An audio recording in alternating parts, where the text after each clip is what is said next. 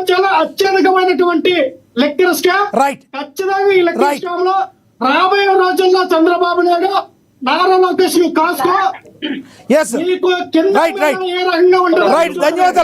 ధన్యవాదాలండి. ఉదయశ్రీ గారు కంక్లూడ్ చేయండి. మీకే చెల్లుబాటు, మీ ప్రభుత్వానికే, మీ పార్టీ నాయకులకు మాత్రమే చెల్లుబాటు. అబద్ధాలు ఆడడం, కప్పిపుచ్చుకోవడం, దొంగ మాట్లాడడం, నోరు తెలిస్తే పచ్చి అబద్ధాలు ఆడడం.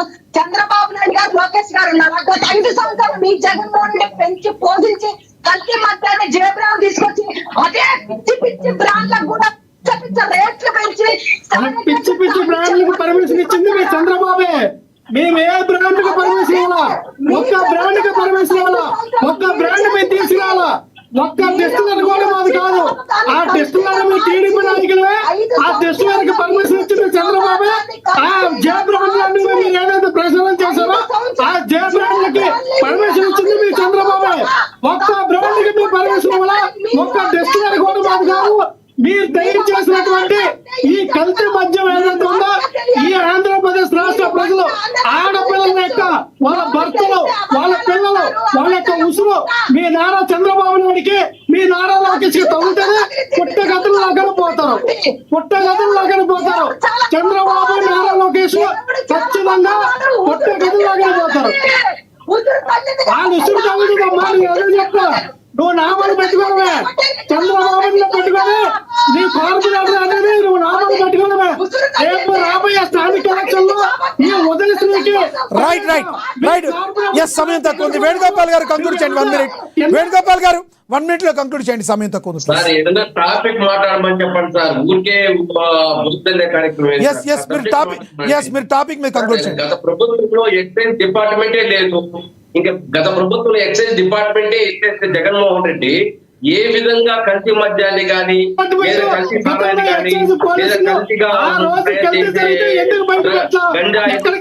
లక్ష్మణరావు గారు ఆగండి ప్లీజ్. లక్ష్మణరావు గారు ఆగండి ప్లీజ్. 1 minute టైం ఉంది. లక్ష్మణరావు గారు మ్యూట్ అవుతారు అనవసరంగా. ఉదయశ్రీ గారు మ్యూట్ అవుతారు ప్లీజ్. వేణుగోపాల్ గారు కంక్లూడ్ చేయండి ప్లీజ్. 30 seconds. ఎక్సైజ్ డిపార్ట్మెంట్ లేదు. ఎక్సైజ్ డిపార్ట్మెంట్ చేసి లా అండ్ ఆర్డర్ అప్పు చెప్పేసి ఎక్సైజ్ లో పనిచేసే వాళ్ళు కొంతమంది లా అండ్ ఆర్డర్ లోకి, కొంతమంది రెవెన్యూలోకి మార్చడం జరిగింది. రేవల్ లక్ష్మణ్ ఒకసారి ఎక్సైజ్ డిపార్ట్మెంట్ కనుక్కోమని చెప్పండి. ఎన్డీఏ వచ్చిన తర్వాత మళ్ళీ ఎక్సైజ్ డిపార్ట్మెంట్ ఓపెన్ చేయడం జరిగింది. ఇప్పుడు ఎక్కడ గాని అక్రమంగా కల్తీ సారాయి గాని, కల్తీ మద్యం గాని, లేదా గంజాయి గాని, లేదా ఇటువంటి డ్రగ్స్ గాని ఎక్కడ దొరికితే కేసులు పెట్టి వాళ్ళు జైలు పంపడం జరుగుతుంది.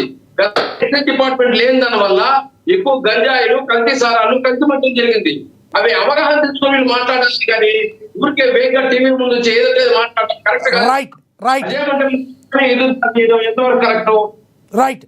ధన్యవాదాలండి. చర్చలో పాల్గొన్నందుకు వేణుగోపాల్ గారు ధన్యవాదాలండి.